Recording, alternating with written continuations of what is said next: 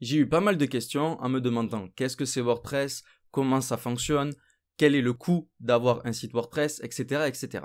Donc dans cette courte vidéo, je vais vous expliquer un peu comment fonctionne WordPress, pourquoi c'est bien de l'utiliser et quel coût ça a pour créer son site internet. Alors, ce qu'il faut savoir, c'est que WordPress est un CMS, donc ça permet en fait de tout simplement, c'est un outil qui va vous permettre de créer des sites internet, comme Wix, comme Shopify, comme Magento et plein d'autres. WordPress est totalement gratuit. Il suffit en fait de réserver un nom de domaine et un hébergement chez du coup un hébergeur que vous connaissez. Il y en a plein, il y a LWS, OVH, Yonos et j'en passe, qui vont vous permettre en fait d'acquérir un nom de domaine avec un hébergement et sur cet hébergement, on viendra installer notre CMS WordPress. Vous pouvez bien évidemment commencer à créer votre site internet sur wordpress.com, mais concrètement, ça n'est pas vraiment optimisé car il va falloir acheter un nom de domaine dessus et il vous coûtera bien plus cher. Ce qu'il faut savoir, c'est que sur un hébergeur basique, un nom de domaine va vous coûter entre 4 et 7 euros. Tout dépend en fait, on va dire, des mots-clés que vous incluez dans ce nom de domaine.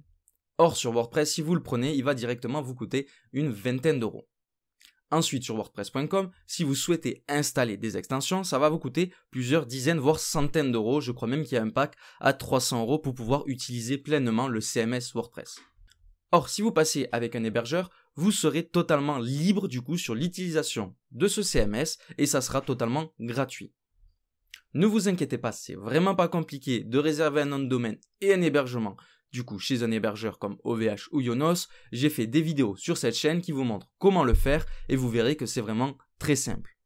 En quelques clics et en quelques dizaines d'euros, vous pouvez avoir rapidement un nom de domaine et un hébergeur et du coup installer le CMS WordPress pour pouvoir commencer à créer votre site internet. Comment fonctionne WordPress? C'est très simple, vous allez arriver sur un tableau de bord sur lequel vous allez pouvoir créer des pages, des articles de blog et installer des extensions.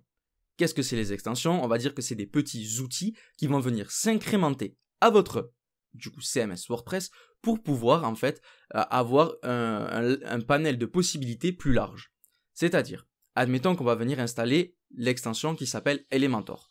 Cette extension va tout simplement vous permettre en fait de créer, on va dire, le front-end de votre site internet. C'est-à-dire de créer le design de vos pages.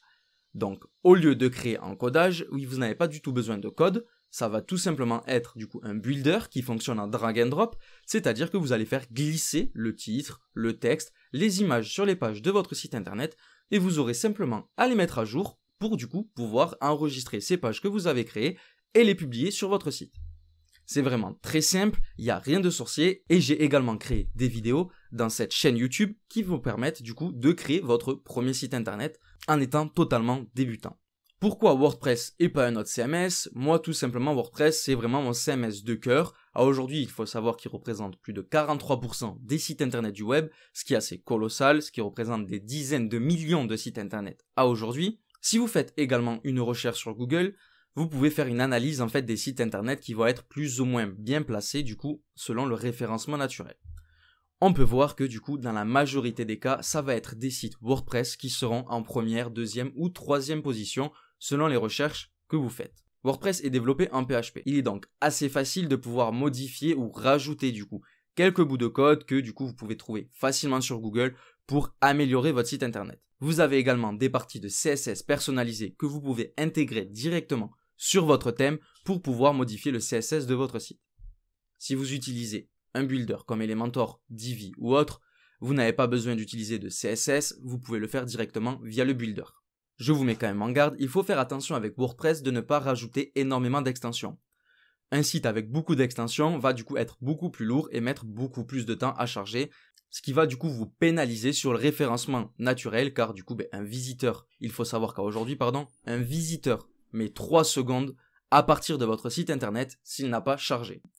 Laisse un pouce bleu sous cette vidéo et abonne-toi à ma chaîne YouTube pour de prochains tutos sur WordPress.